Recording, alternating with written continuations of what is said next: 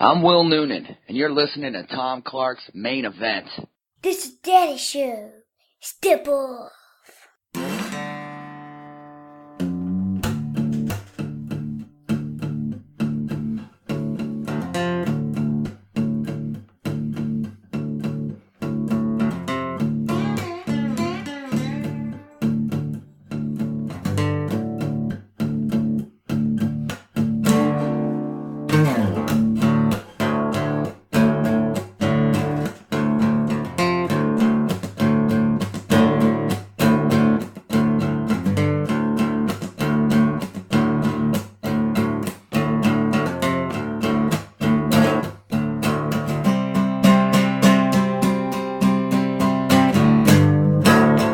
Hey, what is up? Welcome to the program. Thank you for tuning in. Ladies and gentlemen, my name is Tom Clark, and you are listening to Tom Clark's Main Event. This is episode number 6 of the podcast, and before we go any further, for all the supporters out there, those folks that take time out of their day to listen to yours truly, to support the show, to give me a good word, and sometimes to give me some criticism, we'll take all we can get, folks. I will extend to you once again a laurel and hearty handshake. Thank you for everything. This has been a blast. It continues to be fun every time I do this. Hopefully you're having fun as well. Again, as I said before, this is episode number 6 of the program. And we're not going to waste a whole lot of time because this is a subject that I'm really into this and have been since I first became a fan years ago. The main event this time around is the art of being a heel in professional wrestling. And yes, folks, it is an art. As I've said before on the program here, professional wrestling is a one true great American art form. There's not many out there that are still in existence today, that are still profitable, that are still captivating, that are still entertaining. For my money, professional wrestling is the one true great American art form. Now, you may sneeze at that, you may laugh at that. If you are, you're probably not a fan, and you just clicked on this because you thought this was the Tom Clark that is the politician or the stand-up comic or the guy that does the gnomes. Trust me, I get all that stuff. Number one, I'm better looking than all those guys put together. Number two, I'm a lot more fun. Come on now. Especially, well, okay, maybe the stand-up comic is more fun than I am. Maybe has more money than I do. But all right, fine. You know what? We're just going to move ahead here. Enough with the nonsense. What does it mean to be a heel in professional wrestling? That's right, folks. It's time to wear the black hat. That's what we're here to do. Webster's dictionary's definition of evil: someone who's profoundly immoral and malevolent. It's intense, right? Is that too much for you? Doesn't apply to professional wrestling. We're talking about movies and maybe perhaps evil in real life. Is that all we're talking about? Nay, I say to thee, nay. How committed are you? How committed is the company in question? And the company in question, let's throw it out there, WWE. Okay? How committed is that company to portraying the heels the way they need to be portrayed? A heel is someone that makes you hate him. Okay? He is someone that when you get a look at him, man, you just want to kill him. You want to pitch him off a roof. And you know what? You could be that guy in the crowd that's jaded. You could be that guy in the crowd, you know what? I read the dirt sheets. I read the blogs. I listen to Tom Clark's Main Event because he's awesome. I know everything there is to know about the business. I'm not going to fall for this. It's a bunch of junk. Then there's that one guy that comes out through the curtain. That one guy that hits the ramp. The second he starts talking, that guy that's so jaded, he's got his arms folded. I freaking hate this guy. I can't stand him. That's what being a heel is, folks. That's being a heel. Okay? I mean, think about this. What are we talking about here? Today's modern heel. And we're going to get to the old stuff because you know me, I'm an old school guy, but today's heel has a lot of advantages that perhaps heels 20, 30 plus years ago did not have, especially in WWE. Okay? You got video packages, you got interviews backstage, commercials, you have the internet, WWE.com, WWE Network, the WWE app, okay? You have all of that. to lean on. You have all that to help produce that character. You have all that to help present that character when he's not even in the ring. A lot of advantages to that. And not just heels, but of course baby faces as well. But look at all the opportunities you have to now get over. It's an amazing time in our business. Think about it, folks. You have every opportunity, especially work for Vince McMahon, to get over. And the question is, how much opportunity will you be given? And when you're given the opportunity, how much will you actually make of it? But that's what we're talking about here, folks. Okay? A lot of opportunity to get over. So to be a heel, to be hated, to be reviled, to be despised for everything you say and do. That's what we mean here, folks. Heels can be self-serving, egotistical. They have love for only themselves. They typically have an agenda to meet, and they have enemies they have to destroy. They don't care for you. They don't care if you agree or not. And here's the kicker for a lot of heels. Much like comic book supervillains, and yes, I am a fanboy, welcome to the club. Much like comic book supervillains, heels believe they are doing the right thing. They don't necessarily believe that they're heels. How many people who are bad guys actually believe that they're bad guys? They look at their motivations. They look at their mindset. They look at their philosophy on life. And to them, in their minds, they're doing the right thing.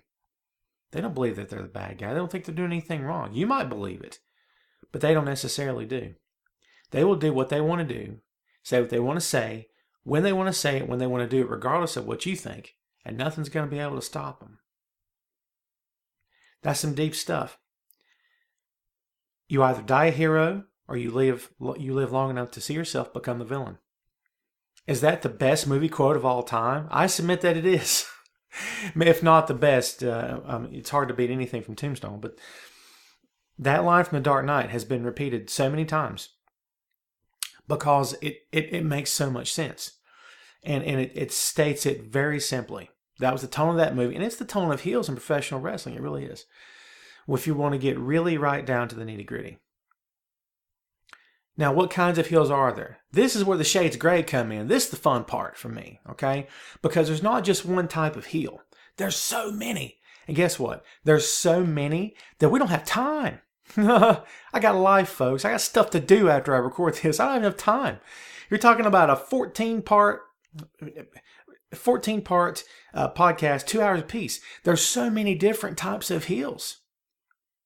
I mean, think about it. From every walk of life, every race, nationality, mindset, cultural background, male, female, fat, thin, strong, weak, does make a difference. Evil comes in many forms. And that's what we're talking about. The core essence of professional wrestling is the eternal struggle between good versus evil. And as long as that struggle exists in human nature, professional wrestling will always be a vehicle for fans to watch that struggle be played out in front of them. It's like a Shakespearean play. It really is. That's how deep the business runs. That's why it works. That's why you can take an arena full of people who hate pro wrestling. Okay? I challenge you. Because this will happen. Take an arena full of people who can't stand, and put a ring in the middle of the arena. Throw heels and faces into, I guarantee you by the second match, maybe probably by the end of the first match, people are choosing sides. They're clapping. You see what I'm saying? Because people want good versus evil. They do. It clearly defines us. You see what I'm saying? The argument's been made before that without the Joker, there would be no Batman. Without the Batman, there would be no Joker. It works hand in hand. Okay? The best antagonists in the business, in the history of pro wrestling, they've been the ones to steer the ship. If you have a company that does not have strong antagonists, you have a company that's failing. Bottom line. You don't have top heels, successful, credible, legitimate, hated top heels, you're failing. Your product's probably not very good. You're probably not making any money. Why? Because fans want to pay to see the bad guys get it handed to them. That's what they want. They want to see the good guy win in the end. They want to see the bad guy get what's coming to him. There's an old saying in professional wrestling, and I found this out when I got into business myself. The heel never wins. The baby never loses. Okay? Dissect that for a second. Now, we're not talking about match by match. We're talking about feuds, rivalries, as a character as a whole. The heel can never win. Why?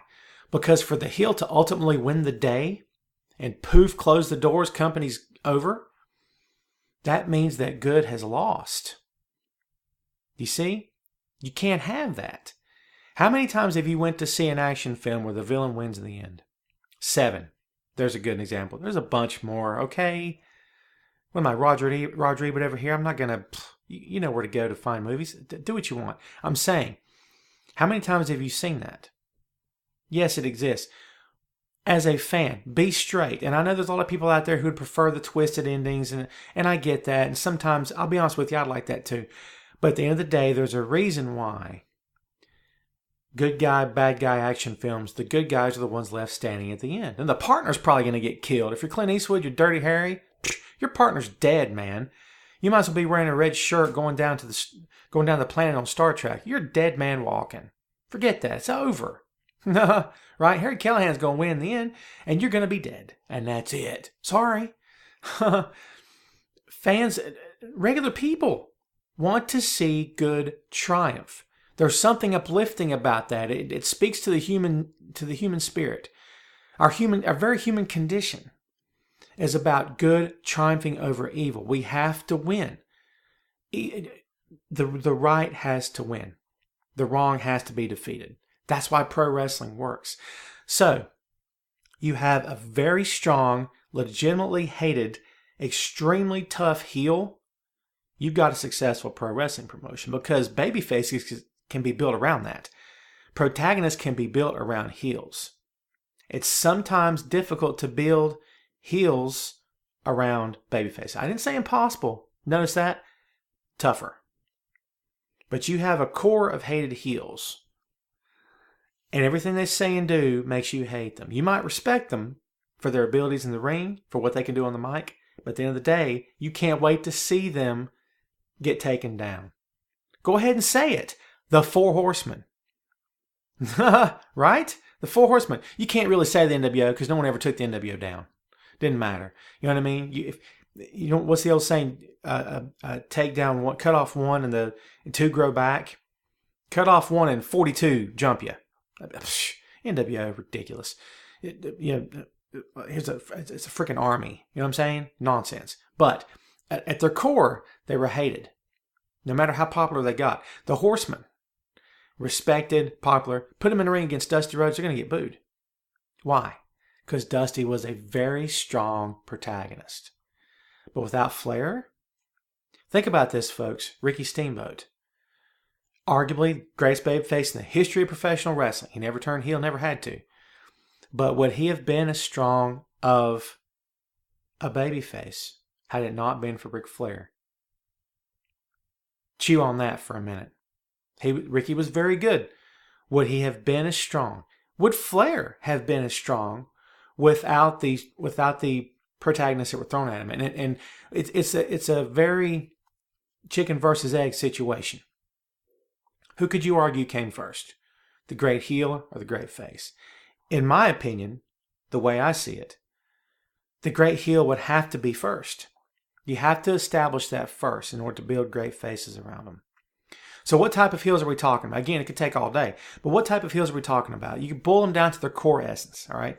You've got the corporate / greedy type of heel. You've got the demonic, sort of otherworldly kind of heel. There's the funny, entertaining guy. Then there's bizarre. Then there's ruthless, okay? And there's various shades of gray, different colors to these comparisons, these descriptions. There's stuff all over the place that you can throw in and add to it and embellish each category all day long. But just for some small examples, just of what we're talking about here, in terms of a ruthless heel, someone that doesn't get laughed at too much because he's all business. He's open for business all the time, man. Randy Orton, Triple H, ruthless heels. Cunning, conniving, scheming, no smiles happening. The only smiles they have is when they've got a guy beat down into submission. That's when the smile comes. Okay, what about bizarre Goldust? A bizarre heel. You look at him and you're like, okay, dude, you need to back up. Stand over there. You know what I mean? Here's one for you. Not to get off on a rant here, but in my estimation, the best, most bizarre heel of all time that fits that category, exotic Adrian Street. Where are my Adrian Street fans at, yo? Come on, man. Adrian was the man. He was so good at what he did because he made you uncomfortable. You know what I mean? And you go back and watch the clips of Adrian Street back in the day. And don't watch him. Hard not to, because he was awesome. He's just amazing. He's awesome. Watch the crowd. Watch the way they looked at each other. The smiles they had. People covering their eyes. Shaking their heads. Oh, God, look at this guy. It's epic, man. It's great stuff. He made people uncomfortable, yet he made you hate him at the same time. That's how talented Street was. Street was very, very smart. He knew how to get under a crowd's skin. Okay? He knew what it took. And people hated him. He was a different kind of heel. Bizarre. That's what we're talking about. Okay? What about funny / entertaining? Modern day examples? 3MB? All right? They haven't really run heel. Hard to not like Heath Slater, but you don't mind seeing him get his head ripped off, right? Because he's heel. You see what I'm saying? And so here's the great part about all of this. Is again, it comes in many forms and fashions. Okay? Dude Love as a heel. Silly, goofball, you wanted to laugh. But when Undertaker was babyface work, yeah, you want somebody to kill him. Because there's many different shades of gray. What about the demonic heels? Kane, the Undertaker. The Brood back in the day. Okay? Guys that were sort of otherworldly, dark, gothic, had the black, had the interesting, very deep promos. Had those moments where you looked at him and you're like, what the heck is this guy talking about? Kevin Sullivan, man. Love me some Kevin Sullivan. Okay? Jim Mitchell later in the day, in my estimation, became a newer version of Sullivan. All respect to Jim. No one could do it like Sullivan could, man. One of a kind. Bray Wyatt. Dark, otherworldly, evil. Okay? Very cryptic. Okay? Came from that place that when Bray speaks, you're just kind of freaked out. You know what I mean? You want to love him and you respect him, but you're like, okay, dude's legit freaking me out. Go stand over there because you're making me nervous. Okay? That's what we're talking about. Different kind of heel. Who can do that? Not everybody can do that, man. Put a mic in front of me. I don't think I could do that stuff. But Bray is a natural at that sort of heel gimmick. Again, there's a whole bunch of them out there. Okay? All different types of variations on the heel gimmick, on the classic heel gimmick. Okay? That's what we're talking about here. What about the corporate greedy heels? This is so easy, man. I've already said the guy's name. Typically considered to be perhaps the greatest heel that the industry has ever seen. The Nature Boy. Ric Flair, baby. The one and only. The 60-minute man. Okay? Ric Flair, is he the greatest heel of all time? Open-ended question, again, on the main event here, folks. As you know by now, if you've been paying attention, you better be. I'm taking names at the end of this class. There's a quiz later. The main event is an open-ended podcast. Discussion. That's what I want. I want debate. I'm not going to come on the air and tell you this is how it is, that's how it is, amen. No, come on, man. We're all adults here. I mean, some of us are. So, I mean, for the most part. And we can get the topic on the table. Get the conversation going. That's what we're trying to do here, folks. Is Ric Flair the greatest heel of all time? In my opinion, from where Tom's sitting, absolutely. Greatest heel of all time because he had the whole package. Flair was entertaining. He was corporate and greedy. He was loud. He was egotistical. He was very braggadocious. He was boisterous. He was flamboyant. He could do it all. There was nothing that Flair could not do. He was a heel through and through. He flaunted his wealth in front of you in an era in which money was big in the 80s. America was going through a great economic boom. But there was still lower class, middle class folks who maybe were not struggling quite the way they are today. But Flair was the epitome of the 1980s, of America during that time. And he flaunted his money right in front of you. Okay? That always makes for a great heel. You can put that guy in any era in the business you want. You can bring him out today. Oh, man, he's going to get over. You know what I'm saying? Comes out, waves his cash in front of None of you tried that stuff with Ted DiBiase. Let me just say this. I got mad respect for DiBiase for what he could do in the ring. He was a very, very good worker. Okay? And in my estimation, he's one of the best that company's seen. He's a great hand. He was. And probably had a shot at becoming NWA World Heavyweight Champion back in the day. That's how good he was. But when they put him in that shiny black suit with the gold dollar signs and said, he's $1 million man, I know where they were going with it, and he got over. But that ridiculous laugh and all that stuff. Now, Tom, I know what you're saying. Tom, dude, what's up? You were just saying that stuff's great. I'm not saying it's not great. It was just a little too over the top for me. Flair was a more subdued version of that. Flair didn't have to do the things that DiBiase did to get over, because Flair was over when he opened his mouth and smiled at you. When he said, woo. You know what I'm saying? I'm not going to do it. What am I going to do? Burst your eardrums? By the way, I got a dead-on impression of Flair. Make you cry like a baby. That's how good it is. That's not true. But DiBiase did everything in his power to get over, and they allowed him that avenue to do it, and he got over. All due respect to DiBiase, I'm just saying it came more naturally for Flair. DiBiase had to work to make you believe that he was corporate and greedy and loved money. Flair didn't have to do much of that at all, man. That stuff was natural. So again, he was a great heel. The best of all time? Absolutely. There was something about his swagger. That's why he became popular. He's truly hated. He became popular because of his swagger, his delivery. They made fans buy in and want to see him. But, and here's the fun part, okay? They also paid to see him get beat up. That's the kicker, man. A good heel / great heel is someone that the fans will pay to see get destroyed. That's how good a heel has to be. If you've got a heel, if you've got a great heel, it's worth his weight in gold, man. He'll make money for you all day long. Because again, you can build successful protagonists around him. Here's his heel. He's up here on the mountaintop. He's got the championship. Nothing can touch him. He's the end all be all. Good luck, brother. Nothing can approach him. He's untouchable. Except there's one guy. There's one guy fighting the good fight. Speaking for the fans. There's one guy that says, I won't stand in line. I won't salute you. Okay? I'm going to do better. I don't like this. I want change. Okay? I want what you have. And I'm going to take you down because you're not right. You're evil. And what you're doing is not fair. And you're hurting everyone around you. It's Daniel Bryan. Let's CM Punk. Let's see American Dream Dusty Rhodes. And it could very well be Dean Ambrose. That lone voice of dissension that says, I'm not going to stand by and watch this happen. Folks, again, go back to what we were saying before about the human condition, about good versus evil in this world that we live in. Revolution comes when one man or a group of people stand up and say, I'm not going to do this anymore. I won't stand for this. You know what? You might kill me, but you will not kill my cause. Think about that. How's that for being deep for you and being on a psychological level?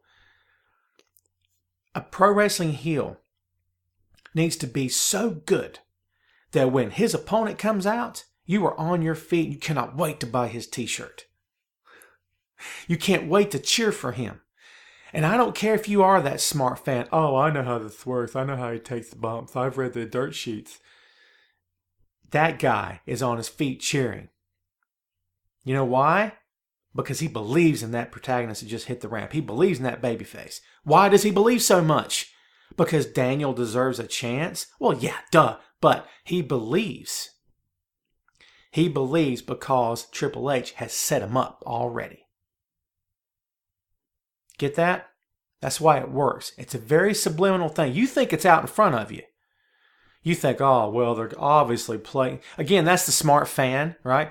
They're obviously playing on the fact that Triple H he buries everyone. Triple H has a shovel in his pocket all the time. He can't wait to bury someone. Daniel's obviously the underdog. They don't want him to succeed. That's why they're saying all this. If it's so obvious, then why did it work? Why did it work? Why did it ever work? Why were arenas across the country in other sports chanting yes at the top of their lungs? Why is that?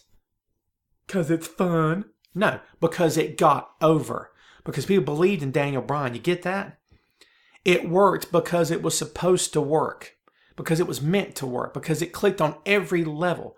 Because somewhere along the way, the lines between fiction and reality got extremely blurred, extremely fast. And even the most jaded fan sat there in that crowd with his arms folded, started clapping his hands because he began believing himself. Suddenly, he's not the smart fan. He's just a fan. At the end of the day, that's all I am. That's all I want to be. I just want to be the fan. I'm the guy in the front row working the heels. I'm the guy clapping for the baby faces. Do I appreciate and respect everything every guy brings to the table? Absolutely. But do I want to get lost in the presentation? Do I want to forget that I do this for a living? Do I want to forget that I'm behind the laptop 8 days a week? Yes, I do. Absolutely. I want to get lost. I want to become that 2-3-year-old kid once again that went to the matches with his dad. That's what I want to be. That's what I become. I'm the same kid that now takes his 6-year-old to see Monday Night Raw and gets lost in the show, not just for himself, but for his kid, who's holding up the foam John Cena finger and screaming at the top of his lungs when Cena comes out. I love that because he's getting lost in the presentation. That's why pro wrestling is always going to exist. It will never die. Say what you want. I don't care. Insult Vince McMahon, insult the WWE product, criticize baby all day long. Go with God. Have fun with it. Ruin your life. Waste your life. Have at it. But pro wrestling will always exist in some form or fashion because the core principles of pro wrestling are inside all of us. They will never die. And it all begins with a successful, hated, vile, contemptible, evil antagonist. He is the root of all evil, and he is the root of success in a pro wrestling promotion. How's that for a sermon, Jack? You like that? It's good stuff. For my money, once again, Ric Flair, best heel of all time. Look at the faces that were created around him. Okay? I mean, obviously Dusty, who already was there anyway. Okay? But Dusty became stronger. Was Dusty strong because of who he was? Of course. Dusty was the man. I love me some Dusty. My favorite of all time, if I'm being straight with you. Okay? But Dusty was more successful because Flair was more hated. Magnum TA, Nikita Koloff. Okay? I mean, when Nikita turned face against the Horsemen. You get that? Did you see what I just said? Go back and watch Nikita Koloff turning babyface against the Horsemen. If the Horsemen were a mediocre band of heels, no one would have cared. No one would have cared, man. It wouldn't have made a difference to anybody, anywhere, on any level, period. It would have been like, oh, wait, the big bald Russian dude that just said we sucked 10 minutes ago. I don't care about this guy. No. He turned heel in the Horsemen. Top heel group in the company. Most hated, most reviled. Ric Flair, ringleader of the group. That's what we're talking about. That's some intense stuff. And if you need more examples of how great Flair was in his role, look at the guys who came after him, that were inspired by him. We never would have seen Triple H as the kind of heel we saw had it not been for Flair. Shawn Michaels was inspired to get into the business. Chris Jericho's version, and it was like 3 incarnations ago, Chris Jericho, when Chris came out with the suit. Okay? Very calm, had worked the program against Shawn. That was Flair. That was Flair at his most arrogant. The suit, dressed to the nines, looked the part, sounded the part, very professional. He was Flair without the loud bragging, sunglasses, money, women, jets. He was the other side of Flair. He was that business side that said, you know what, I'm so much better than you are. I'm so much better in the ring. I'm so much smarter than you are. Excellent stuff. All that was made possible by Flair. Here's the thing. Flair may not have invented the heel persona, but he did perfect it. He perfected it for a whole new generation of fans, and he inspired a lot of people after him. He took the concepts that Gorgeous George ran, and that character, he took it to a whole new level. He made fans believe he was the best, because he was the best, but they respected him. And at the same time, hated his guts. That model has been mimicked so many times. The corporate, well-dressed champion. How many times have you seen a champion, and in the back of your head, somewhere in the back of your head, you said to yourself, would it kill you to put on a suit? Would it have killed The Rock to put on a suit back in the day? Don't talk to me about, that's not his character. Come on. Don't you like your champion to be, when he represents the companies, he shows up in a sleeveless t-shirt. Oh, and this is the best part. He's dragging the championship on the ground. Dragging the belt on the ground. To me, Sorry, all you Rock fans out there. Go ahead and fling your hate mail, brother. I can take it. To me, it was a huge sign of disrespect. So later, when he talks about loving that company and respecting that championship, then quit dragging it on the ground, dude. What is it to you? Just a hunk of metal? Is that all it is to you? Not to me. I don't see it that way. You want me to believe that your championship is the top belt in the entire industry? Don't have your champion dragging on the ground. Is that too much to ask? He can't dress like Flair? Fine, whatever, dude. Put on his sunglasses and his bull shirt and all that stuff and his sweatpants. I don't care. But dragging the belt? Something you never would have seen Ric Flair do. Ever. Okay? More respect for the championship than that. Flair commanded respect every time he spoke. Every time he talked, he commanded respect. Now, here's the great part of this. As we said before, Flair is a product of his times, the 1980s. Corporate greed. America was the economy was booming. The rich had sort of taken over, I guess you could say, very successful. Money was flowing like water. Okay? There's been other heels through the history of the business that have been a product of their times. We talked about Nikita. Nikita Koloff, as a heel, was awesome. Why? Because the Cold War. You take advantage of that. The business takes advantage of that. Nikolai Volkov and the Iron Sheik. Were they entertaining and funny? Oh, yeah, they were. They could be. But they were also hated. They took advantage of it. Muhammad Hassan. No one wants to talk about Muhammad Hassan anymore. He's become a black mark on that company, I guess. They act like he's never existed or whatever. It worked. He came out spitting rhetoric at you because we were at the height of the war on terror. You know what I'm saying? Obviously. And he fed into that. WWE fed into that with Muhammad Hassan. It was brilliant. That character never should have died, in my estimation. Was Muhammad Hassan the best worker? No. But the character was good. Was very good, and it was over. And you say to me, well, it's too much, Tom. You can't do that. Don't talk to me about can't do something. Did you hate it? Then it worked. Was it bad heat? Is there such a thing as bad heat? Segue. Is there such a thing as bad heat? Honest to God, is there? Vicky Guerrero. Is that bad heat? Think about it. She is praised for getting so much heat when she comes out. All she has to do is say, excuse me. Now, you might look at that and say that's bad heat because she's not really contributing anything. She cuts promo and she walks off. And you hear people say, well, most of the boys in the back would love to have that kind of heat, when they're working heel. The other opinion, the other side of that coin, however, is that it never really goes anywhere. Do you know what I'm saying? There's no payoff. Vicky was undermined at every turn by the authority, by Vince, by whoever the corporate guy of the moment was there looking over her shoulder. Okay? Think about that, folks. So, I mean, she just comes out and says something, and she gets automatic heat. Was it good heat or bad heat? X-Pac. People talk about X-Pac heat. I mean, what are you talking about? So the guy was hated. See, here's the thing. A lot of the so-called X-Pac heat comes from the fact that people hated X-Pac, not because of his character, but because of the guy. They just couldn't stand him. You know what I mean? They looked at him and say, oh, it's X-Pac. Who gives a crap? You know what I mean? So that's bad heat? I'm supposed to call that X-Pac heat?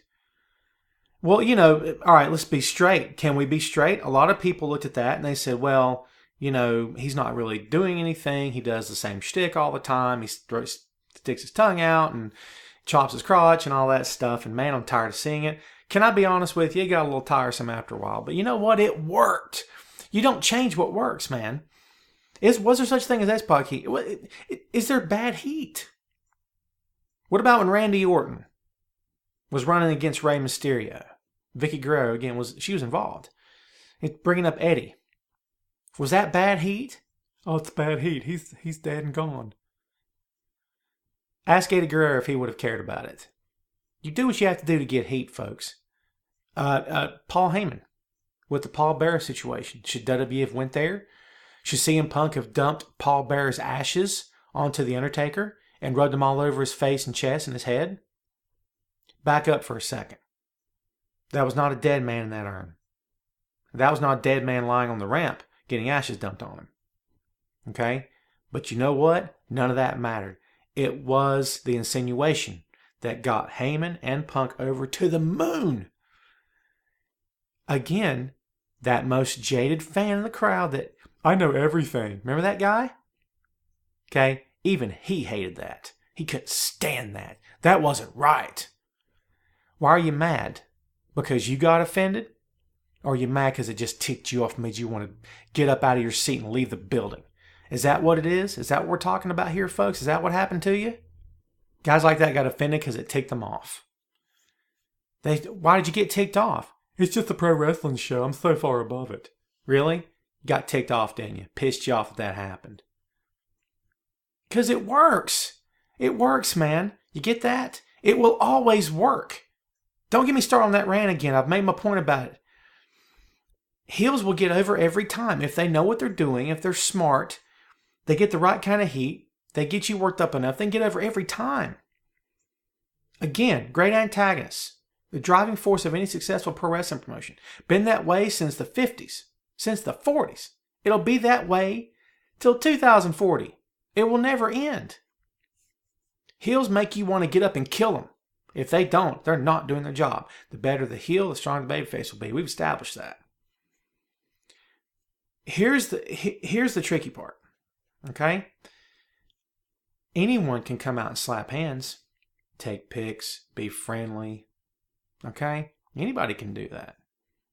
Getting them to love you might be a little bit different, but anybody can be friendly. You come out with a smile on your face. Okay? You can. Try making them hate you. And I'm not talking about just, oh, he's a heel, let's boo him. I'm talking about getting to the point where the guy in the front row jumps up and takes a swing at you. That's where I was. Good times, baby. That's where I was. Guys taking swings at you in the front row. Just about taking your head off, right? I took a steel chair one night, cut me open. I had no intention of juicing. The chair decided I was going to. So I'm lying there bleeding to death. Looked like it anyway. I get dragged back through the curtain. You know what I get told? One of the fans comes by the curtain and says, what happened? How is he? And one of the guys told him, well, he's cut up. He's banged up pretty good. I said, good. I hope it hurt like hell. Hear that? Brother, I had a smile on my face for days after that. Okay? Seriously, that's what I wanted. That was my goal. Mission accomplished. I went home happy. Went home with a pounding headache. Next day, didn't feel too great. But you know what? Didn't make a difference. It was awesome. That's what mattered. Did my job. Okay? When heels do their job, you get lost. Again, folks, here's what it is. Suspension of disbelief. Being able to go to a pro wrestling event and forgetting that it's all been choreographed to begin with. How many times have you ever been to see a movie and 10 minutes into it go, this guy doesn't really hate that guy. I don't like this anymore. This is ridiculous. He's not really shooting real bullets. No one does that. Why? Because you're into it, man. Because a good movie can make you forget about your life. Can make you forget about your bills. Can make you forget about your screaming kid at home. Can make you forget about how bad your job sucks. The whole nine. Suspension of disbelief. Allowing yourself to be lost in the program and the presentation of WWE, of any pro wrestling event you go to. That's what it's all about, man. That's what it's all about. And again, at the root of all that is the successful antagonist. Always has been, always will be. And that will never change. Ever. That's reality. Okay? Now, on the other end of the spectrum, when does it not work? When does it not work? When does going heel not work? You're thinking it. Go ahead and say it. Go ahead. You can say it. Go ahead. I'll hear you. I heard you. Stone Cold Steve Austin. One of the most ironic situations in the history of the business. This was a guy that was supposed to be hated. He's supposed to be hated. Austin wanted to be a heel. Newsflash. He wanted to be a heel. He wanted to be the top heel. He looked like it. Sounded like it. Man, he said all the right things. But he got over. Because fans' respect for him and their love of his ability to entertain them outweighed their hate for him. It backfired. Austin couldn't go heel again if he wanted to. He tried, and it failed. I don't care what anyone says. That, to me, was the most, I don't want to say embarrassing. It was the weakest point of his entire career. Remember the red knee braces on both legs? Jeez, man. The singing. Now, was he entertaining with the guitar and Kurt Angle? Well, yeah, of course he was. Was he entertaining on the bridge when he's crying? Remember that? I don't deserve this. That's great stuff. Yes, I laughed. Yes, I still laugh. It was funny. In terms of what it did for him, it did nothing for him. It made some cool moments for the DVD where guys could talk about how funny he was, but it wasn't effective. People didn't believe in him as a heel. Did it make them want to see him get killed? I'll be honest with you, I don't think it did. That's just my view. I submit that it did not. I say that people wanted to see Austin regardless of what side he was on, and him turning heel and being funny and being all jokey and trying to hug Vince every 2 seconds didn't make anybody want to see him get beat up. Because number one, everyone knew no one could really beat him up. Except Angle and Undertaker. You know what I'm saying? Rocky, maybe. But, he was so tough. He was such a bad guy. You know what I mean? And, I don't know if, I don't know. I know it didn't help him in terms of getting over as a heel. I just don't see that at all. He was just too funny. He was too funny. What's wrong with that? I don't guess there's anything wrong with that unless your name is Stone Cold Steve Austin. It didn't work, man. It did not work. Okay? The closest thing I could come to it, and maybe I don't know if you remember this or not, but if you recall, Dusty Rhodes went heel and joined the NWO. What? The cornerstone of Jim Crockett Promotions next to Ric Flair, the man that made it happen, the head booker, dude. And you're going to turn him heel? Really? It didn't work. Since we're talking about what worked and what didn't work, Hulk Hogan, right? Is he the greatest heel of all time? There's one for you. There's always a debate about who's the greatest of all time, Flair or Hogan. By the way, it's Flair. Shut up. But how about the greatest heel of all time? Are we talking about Hogan? The Hollywood Hogan gimmick was awesome. It was over. It worked on a lot of levels. Greatest heel of all time. How come I always lead to this in these podcasts? Because I want to throw the topic out there. Because you're having fun and you want to discuss who the best is. Fine, let's go there. Vince McMahon.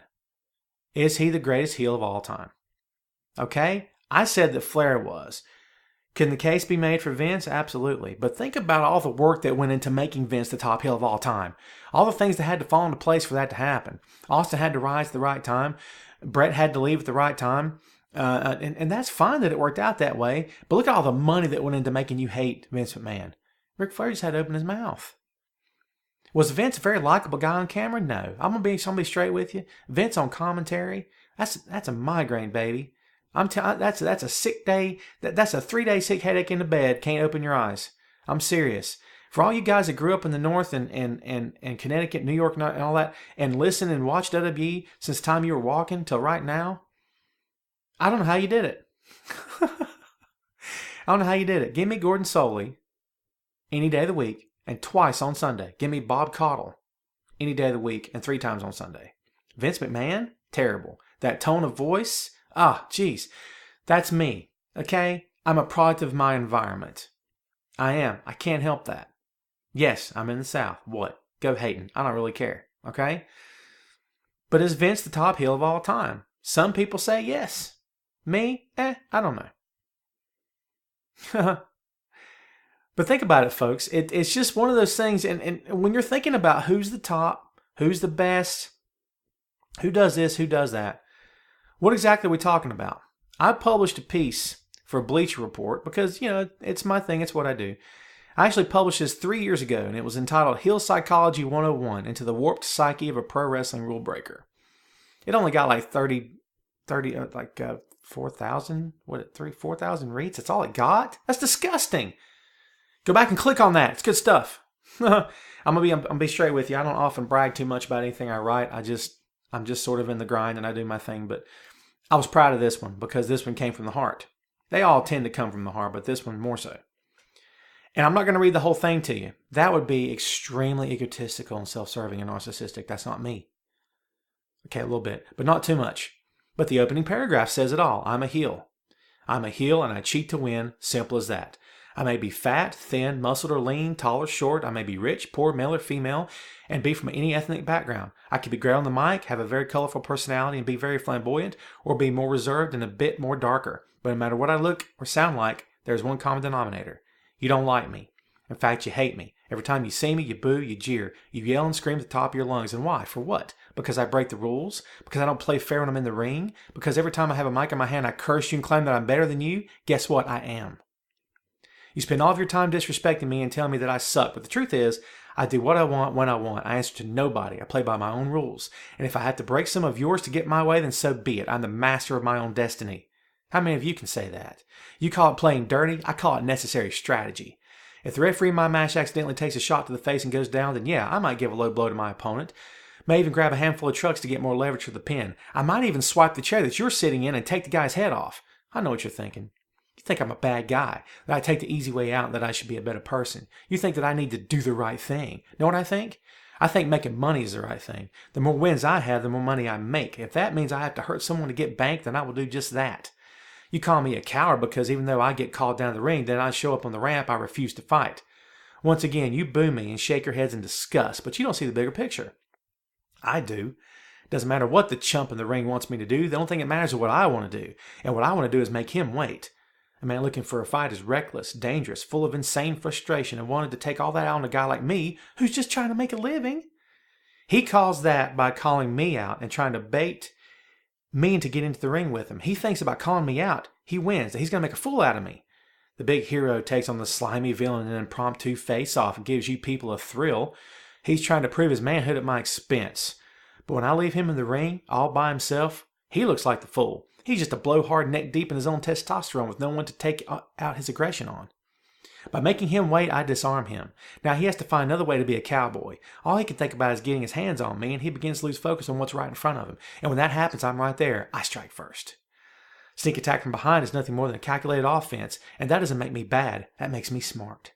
Smart enough to know that while you may think you have an impact in a match by cheering, clapping your hands, and chanting someone's name, that in reality, you're just background noise. You're doing nothing but inflating the ego of your favorite wrestler, making him believe he can do anything as long as he has your support. He truly thinks that if you cheer him enough, he can win the match. False sense of security. Another bit of strategy that makes my opponent careless. Nice. Thanks for that. I don't need fans. I don't need anyone. All I need are my wits and my ability.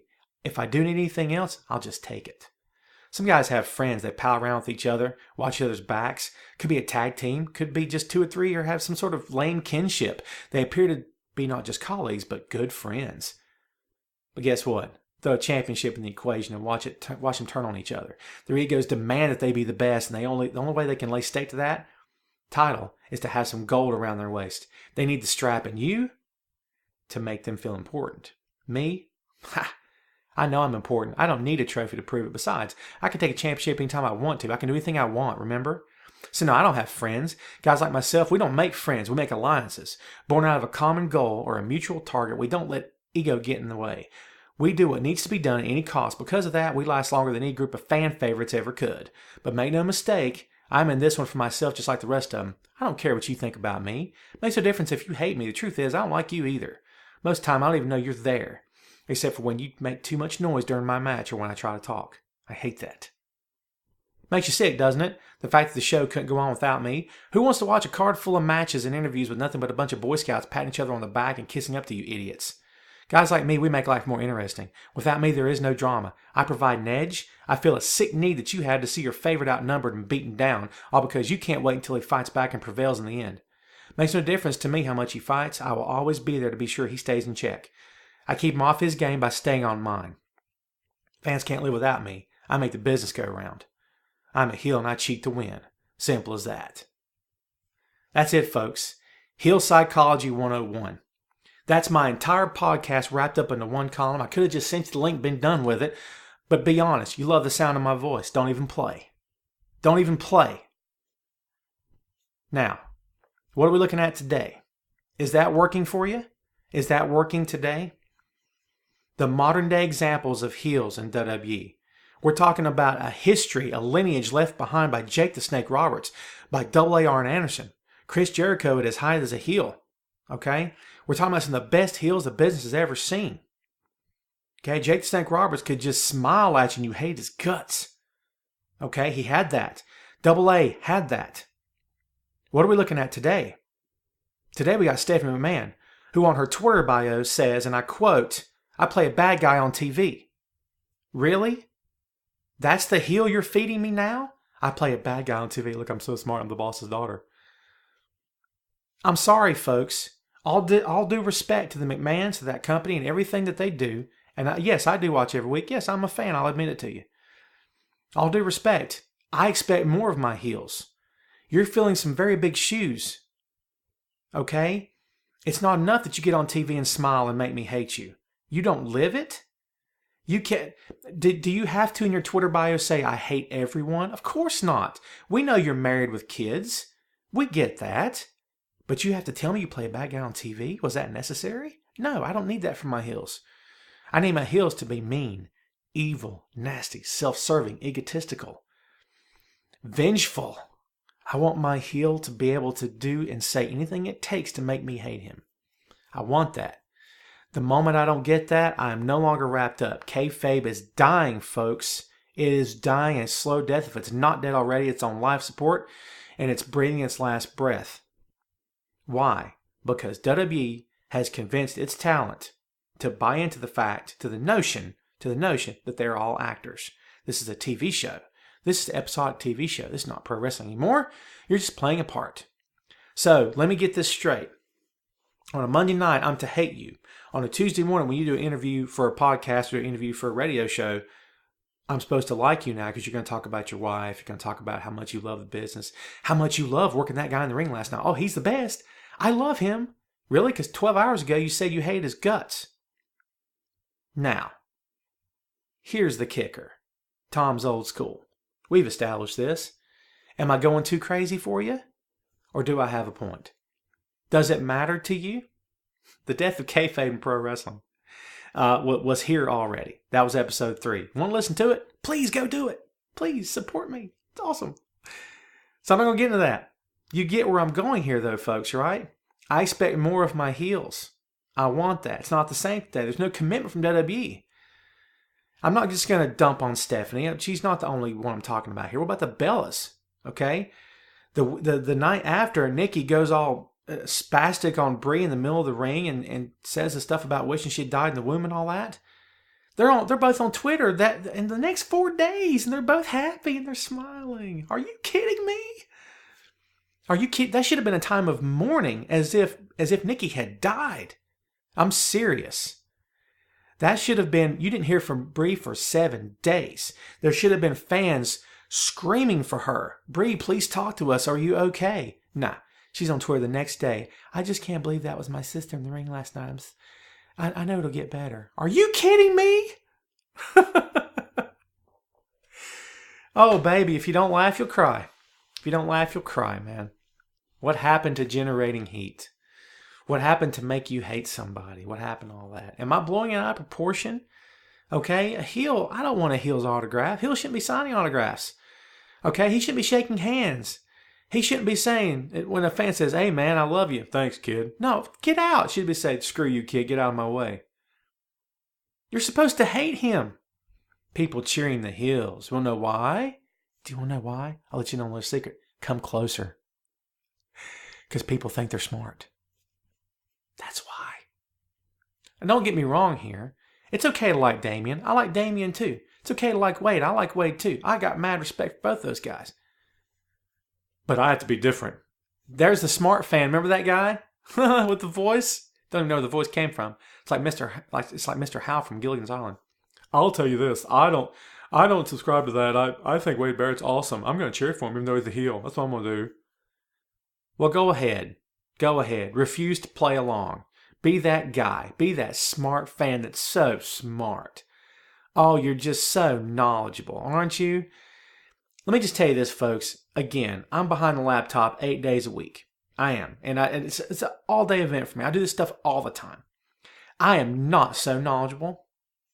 I am not so jaded that I cannot watch Monday Night Raw and not enjoy some of it. That I cannot go to a live event, whether it's WWE, whether it's a local promotion, whoever it is, and can't get lost into it. Do I know the moves that are happening in the ring? Do I know the spots they're going to run, what's going to run next? Yeah, I do. Is that going to ruin it for me? Absolutely not. I'm going to get drawn in because I will allow myself to get drawn in. That's what's important to me, is the presentation. The presentation, getting drawn into it, that's what matters to me. And the easiest way for me or any other fan watching or listening right now to get drawn in is by a successful antagonist. That's what matters. They're the ones that fuel the entire company from top to bottom. Who's the best example of a heel today? In any other situation, if you're talking a true life heel, I would have said CM Punk. Remember the guy I just told you about, the heel that wouldn't sign autographs, wouldn't shake a kid's hand and tell him to screw off? It's Punk, man. It's Punk. If it's not, he wants you to think it is. That's the way he's mannered, right? Supposedly, it's what everyone says, the way he's mannered, right? Best true life heel that we've ever seen outside of the ring? Okay, maybe. Maybe. Who knows? Again, it's open for debate. But what's not open for debate at all is that successful heels will drive the company. They will. Now, almost an hour here. Here's the secret. Get ready for this. Be prepared. This is groundbreaking stuff. I told you there's going to be a quiz at the end. You weren't listening? Don't rewind. Do they say rewind now? Does that just apply to like cassette tapes? God, am I showing my age? Don't let me talk about vinyl. Don't make me do it. Here's the kicker. Here's the secret. It's awesome to have that antagonist. It's great. You need that to succeed. But if he never gets punched in the mouth, you're going to start having problems. The timing needs to be right. The authority have gone unchecked for too long. They've taken some punches. They've not been took down. Now, when I say took down, do they have to be destroyed? Not necessarily. But they have to be took down to some level. They do. They need a protagonist to not just punch them in the mouth.